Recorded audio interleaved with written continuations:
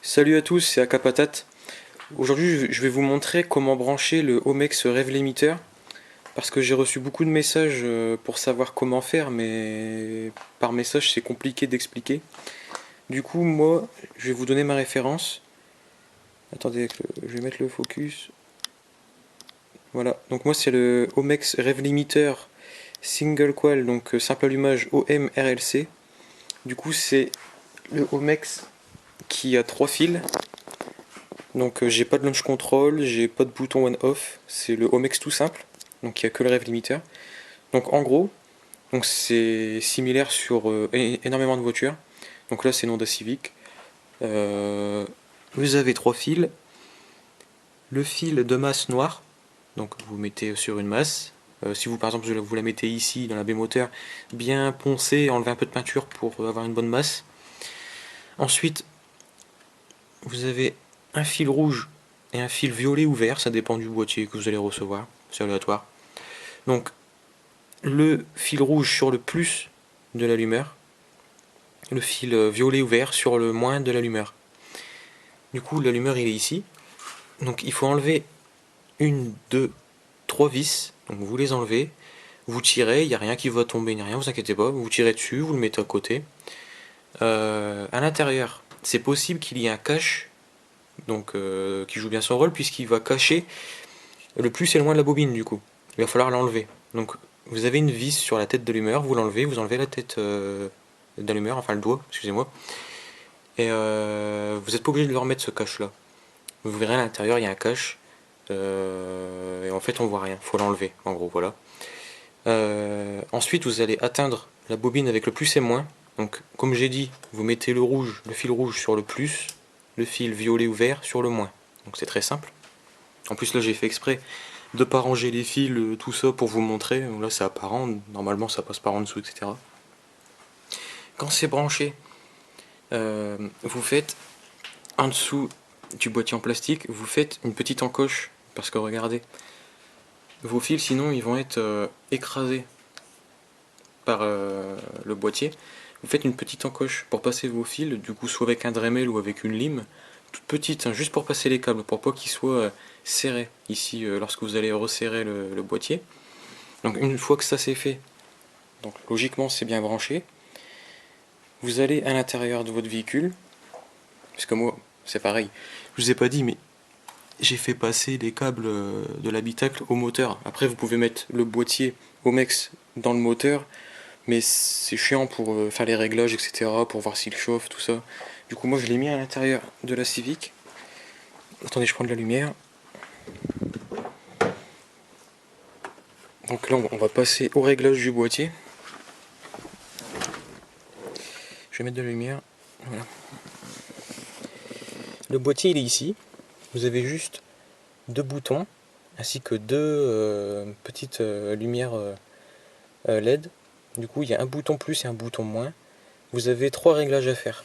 Le réglage du nombre de cylindres que vous avez sur votre véhicule, le réglage de dire au boîtier s'il vous fait une coupure franche ou douce, et le réglage où vous voulez que le boîtier vous fasse une coupure. De base il sera réglé à 6000. Vous le réglez au tour de minute que vous voulez. Vous voulez que le boîtier vous fasse une coupure. Moi personnellement je l'ai mis à 3500.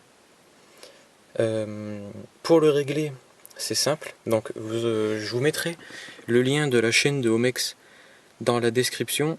En gros, tout est expliqué sur leur chaîne. Et quand vous faites un réglage, c'est simple, attendez. En gros, vous voulez régler les cylindres. Donc, je sais plus exactement ce qu'il faut faire, mais en gros, admettons, vous appuyez sur les deux boutons, je crois, en même temps. Vous mettez le contact. Hop, vous mettez le contact. Vous réglez votre nombre de cylindres, comme expliqué dans la vidéo de Homex que je vous mettrai en description.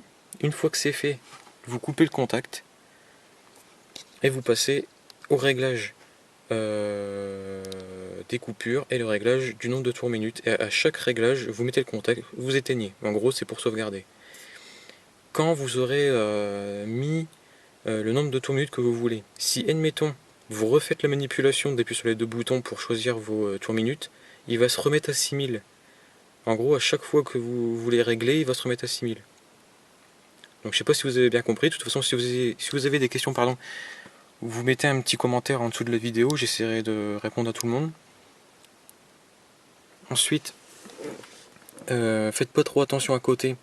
En gros, il y a plein de câbles, c'est pour vous montrer une petite astuce. C'est pareil, j'ai mis tout apparent, c'est vraiment dégueulasse comme ça. Avec un gros boîtier pour vous expliquer comment faire. Normalement, je vais mettre un petit bouton ici, un petit bouton à clapper, pour pouvoir l'activer ou le désactiver. Parce que comme je vous ai dit, ce boîtier-là n'a pas de bouton on-off, il a que 3 fils. Donc le fil violet, rouge et noir. Donc en gros, si vous voulez mettre un bouton on-off sur le Homex qui n'a pas de bouton on-off, vous coupez le fil rouge, vous partez du fil rouge, vous allez jusqu'à l'interrupteur, vous repartez et vous le remettez sur l'autre bout du fil rouge. En gros, c'est juste pour mettre un bouton on-off, c'est hyper simple comme manipulation. Et ça fonctionne comme ça. Admettons, moi je l'ai mis à 3500. La voiture, donc voilà, elle va faire des ruptures, etc. Donc ça sert à ça pour moi.